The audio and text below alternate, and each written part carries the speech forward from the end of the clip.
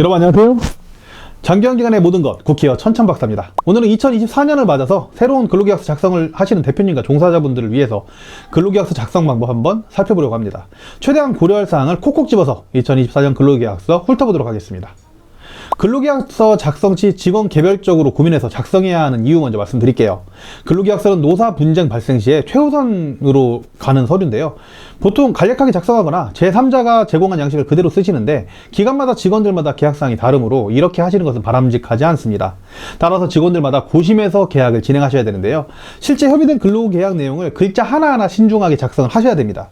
근로계약서에 명시한 대로 이행하지 않으면 추후에 민원 또는 위법사항이 될 수 있으므로 주의하셔야 되는 겁니다. 자료를 띄워드리면서 말씀드리겠습니다. 우선 계약기간을 먼저 말씀드릴게요. 계약기간의 경우에는 정규직인 경우 기간이 정함이 없는 그런 계약을 하게 되고요.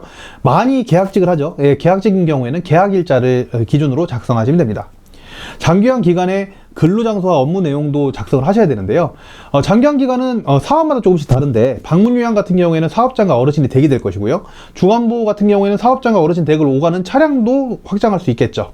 요양원은 요양원 원내가 대부분일 거고요. 이 내용을 잘 작성하셨는지 여부에 따라서 추후에 배상책임보험의 범위들이 달라질 수도 있으므로 필요시에 변경해서 사용하시면 좋을 것 같습니다.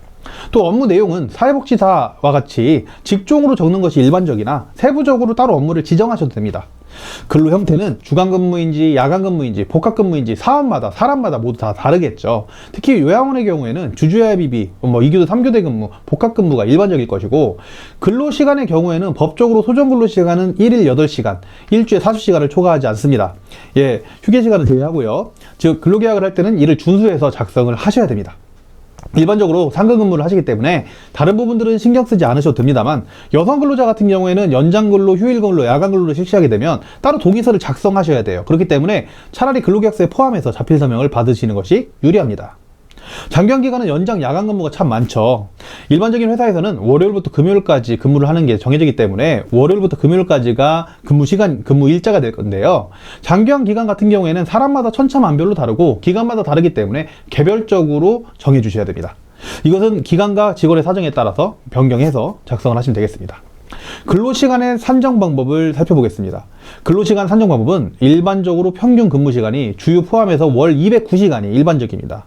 기본시간이 174시간, 주유시간이 35시간인데요. 이게 왜 이렇게 되는 거냐면 보통 근로자는 하루 8시간, 일주일 5일 근무를 하게 되는데 그럼 일주일에 5, 8에 40시간 근무죠. 4주면 원래 160시간이 돼야 하는데 아시다시피 한 달은 4주도 있고 5주도 있습니다. 평균 4.3452 정도, 52주 정도 됩니다. 그래서 160시간이 아니라 174시간이 되는 것입니다. 마찬가지로 주유시간도 일주일에 8시간을 일을 하지 않아도 일주일에 한 번 주니까 거기에 4.3452주를 곱하면 34.7, 35시간 정도 내외가 되는 겁니다. 174 더하기 35에서 209시간이 보통 기본 근무 시간이 되는 경우가 많죠.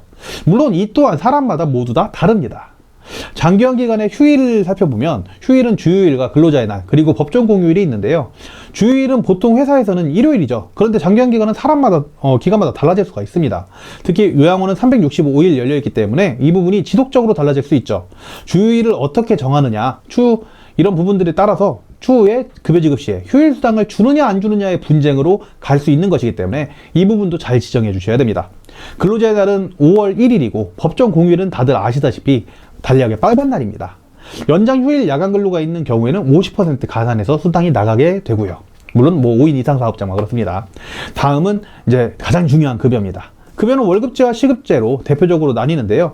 장기간 기간에서는 대부분 월급제지만 요양보호사 선생님들은 시급인 경우가 대부분입니다. 따라서 이 부분을 월급과 시급으로 나눠서 보도록 할게요.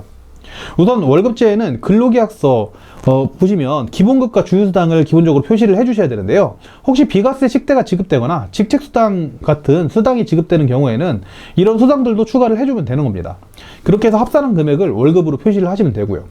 시급의 경우에는 한 번에 시급 얼마, 총 얼마다 이렇게 작성할 수도 있지만 근로계약서에 기본 시급이라든지 주휴수당, 그 외 수당 등을 입력하는 경우가 가장 정확한 입력 방법입니다. 사실 연차수당의 경우에는 포함시키지 않기를 추천드리지만 대부분 방문요양센터에서 궁금해하시니까 포함시켰습니다. 다만 연차수당을 미리 지급한다고 해서 절대 근로자의 연차권을 제한해서는 안 됩니다. 이렇게 작성된 근로계약서는 한 권씩 나눠서 가질 수 있도록 하면 되고요. 제대로 설명해 주셔야 두 번, 세 번 있을 수 있는 클레임을 줄일 수 있습니다. 요즘은 정보가 다 퍼져 있어서 제대로 작성하고 제대로 설명을 해 주셔야 된다는 사실, 기관과 직원의 협약에 따라서 급여는 천차만별로 달라질 수 있으니 만약 직접 관리하기 어렵다면 노무사님과 함께하는 것도 좋습니다. 비용은 들어가겠지만 전문가와 함께하는 방법이 가장 좋으니까요. 감사합니다. 국회의원 천천박사였습니다. 오늘은 빠르게 궁금한 부분들 말씀드렸고요. 예, 이 부분들 중에서 더 어려운 부분이 있고 궁금하신 부분이 있으면 댓글 남겨주시거나 제가 링크를 네이버 카페 링크 넣어드릴 테니까 그걸 보시고 그쪽에 문의를 하셔도 괜찮습니다. 예, 감사합니다. 저는 국회의원 천천박사였습니다. 감사합니다.